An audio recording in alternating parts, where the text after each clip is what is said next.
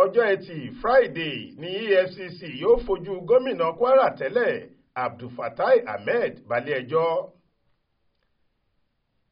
Ọjọ́ Ẹtì Friday ọ̀sẹ̀ yìí ní àjọ tó ń gbógun ti ìwà jìbìtì lílù àti ṣíṣe owó ìlú mọ̀kùmọ̀kù Economic and Financial Crimes Commission EFCC yóò fojú gómìnà ìpínlẹ̀ Kwara tẹ́lẹ̀ Abdulfatai Ahmed ba ilé-ẹjọ́ gíga ìpínlẹ̀ náà tó fìkàlẹ̀ sílùú Ìlọrin nípínlẹ̀ Kwara lórí ẹ̀sùn ìkówójẹ tí wọ́n fi kàn án.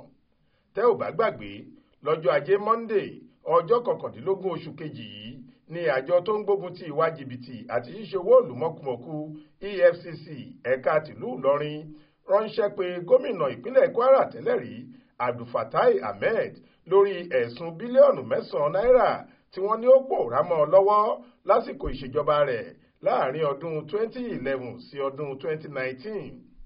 Ṣùgbọ́n bí gómìnà tẹ́lẹ̀ ọ̀hún ṣe dé ọ́fíìsì wọn ni wọ́n ní kò ní lọ sílé lọ́jọ́ náà tí wọ́n sì jù ú sí àhámọ́ wọn.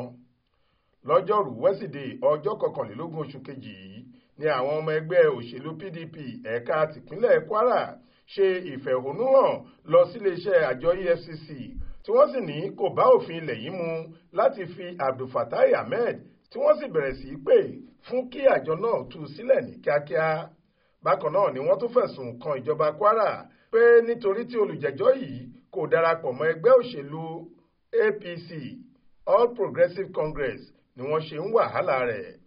Ní báyìí àjọ náà ti wá ní lọ́jọ́ Ẹtì Friday ọjọ́ 23 oṣù kejì yìí ni afurasí náà yóò káwọ́ pọ̀nyìn rojọ́ nílé ẹjọ́ gíga kan tó fìlú Ìlọrin ṣe ibùjókòó lórí àwọn ẹ̀sùn jìbìtì tí wọ́n fi kàn án yìí. Ibrahim Alágúnmu ló ṣàkójọ ọ̀rọ̀ yìí fún iléeṣẹ́ tẹlifíṣàn Aláròyé online.